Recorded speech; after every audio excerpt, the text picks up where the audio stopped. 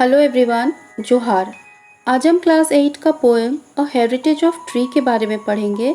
This is unit 7B and the poet is David Hawksburg. So let's begin with the poet first.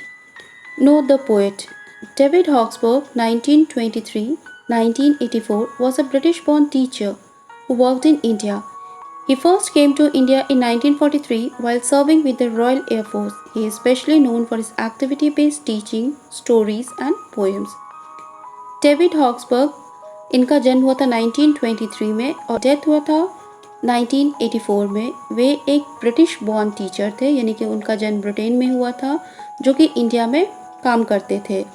वो पहली बार India आए थे 1943 में, जब वे रॉयल एयरफोर्स में अपनी सेवा दे रहे थे। और वे जाने जाते हैं एक्टिविटी बेस्ड टीचिंग के लिए, अपने स्टोरीज़ और अपने पोएम्स के लिए।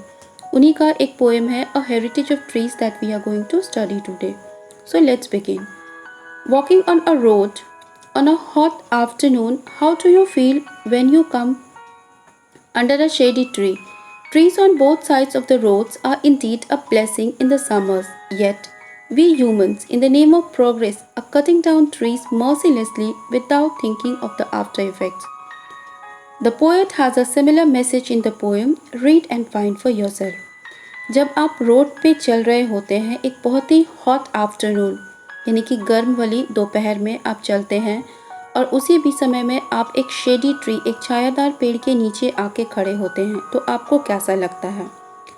वो जो ट्रीज़ होते हैं, जब हम रोड पे चलते हैं, दोनों साइड से हमें शेडी ट्रीज़ मिलते हैं, बहुत ही ज़्यादा खुश हो जाते हैं। They are indeed a blessing कि हम वहाँ पे थोड़ी देर के लिए रेस्ट कर सकते हैं। बट लेकिन क्या है, वी ह्यूमंस, हम human being, in the name of progress, progress के नाम पे हम पेड़ों की अंधाधुंध कटाई करते हैं। We are cutting down the trees mercilessly without thinking of the after effects. हम उसके आफ्टर इफेक्ट्स के बारे में नहीं सोचते हैं कि अगर हम इसी तरह पेड़ को काटते रहेंगे तो उसका क्या इफ़ेक्ट होगा फ्यूचर में, हम नहीं सोचते हैं। इस पोएम में पोएट जो है एक इसी तरह का मैसेज दे रहे हैं। So let's read and find out the message. I saw a man attack a tree today. The road from Mysore to Ooty. About 20 miles along it, there you will see a tragic sight. Poet Mysore से ऊटी जा रहे थे, तो वो कहते हैं कि मैंने एक आदमी को देखा, अटैक अ ट्री टुडे, पेड़ को काट रहा था, और 20 माइल्स तक मैंने क्या देखा, वही ट्रैजिक साइट देखा, वही दुखद दृश्य देखा। वहाँ पे पेड़ सब कटे हुए थे। A line of noble trees mutilated, branches ripped, untimely from their trunks, cripples some have died. Poet कहते हैं कि a line of noble trees means महान पेड़ को जो थे वो लाइन में लगे हुए थे, वे काट दिए गए हैं, म्यूटिलेटेड, विकृत कर दिए गए हैं। उनके जो ब्रांचेस हैं उन्हें काट दिया गया है। अनटाइमली वे अपने ट्रंक से अलग हो चुके हैं, कुछ खराब हो चुके हैं और कुछ जो है वो मर भी चुके हैं। मीन्स उस पूरे 20 माइल्स तक जहाँ तक पोएट जा रहे थे, उन्होंने क्या देखा कि पेड़ जो है कटे जा चुके हैं, और उनमें से कुछ जो है सो चुके हैं और क्या है, मर चुके हैं। Those noble trees planted long since by some sweet hand, some smile, Visvesvaraya और अननोन। वे उस पेड़ के बारे में बात कर रहे हैं। वे नोबल ट्रीज, वो महान पवित्र ट्रीज जो हैं, जो बहुत पहले लगाए गए थे, किसी बहुत ही स्वीट हैंड के द्वारा, कोई इस्माइल थे, विश्वेश्वरैया, या फिर किसी अननोन के द्वारा।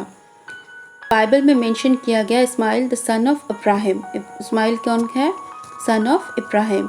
Visvesvaraya was a famous engineer and architect of Bangalore who loved tree. वो फेमस इंजीनियर आर्किटेक्ट थे और उन्हें पेड़ों से बहुत ज़्यादा लगाव था। तो पोएट कहते हैं कि ये नोबल ट्रीज जो हैं वो किसी बहुत ही स्वीट हैंड के द्वारा लगाए गए होंगे, किसी इस्माइल के द्वारा या फिर विश्वेश्वरैया के द्वारा, या फिर कुछ ऐसे जिनके बारे में हम नहीं जानते।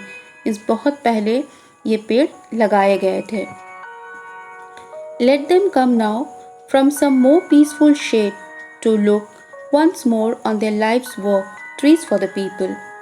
तो वो कहते हैं कि जिन्होंने भी इस पेड़ को लगाया था, इस्माइल, विश्वेश्वरैया और अननोन, तो उनको आने देते हैं हम।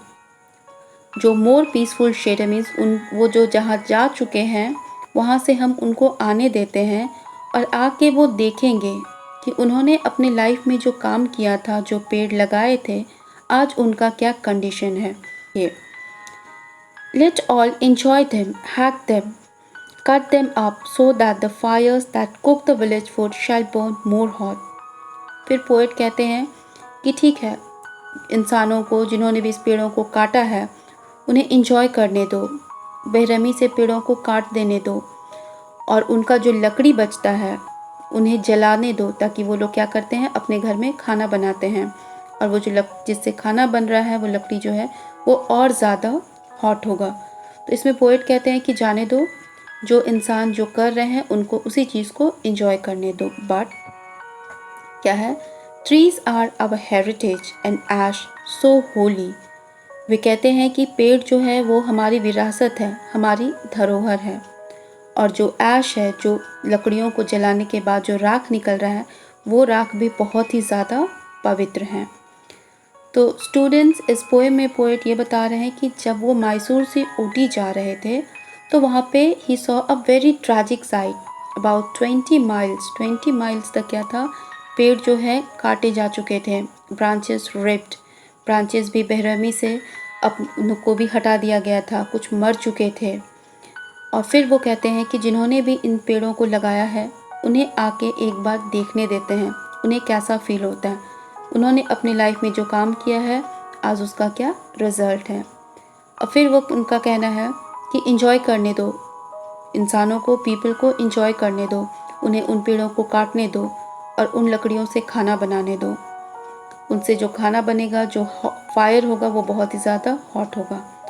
और लास्ट में पोएट कहते हैं कि ट्रीज़ जो है वो क्या है, ट्रीज़ आर आवर हेरिटेज, पेड़ जो है वो हमारी विरासत है, हमारी धरोहर है, और ऐश बहुत ही ज़्यादा पवित्र है। तो students, this was the explanation of the poem. I hope you all must have liked it. Thank you.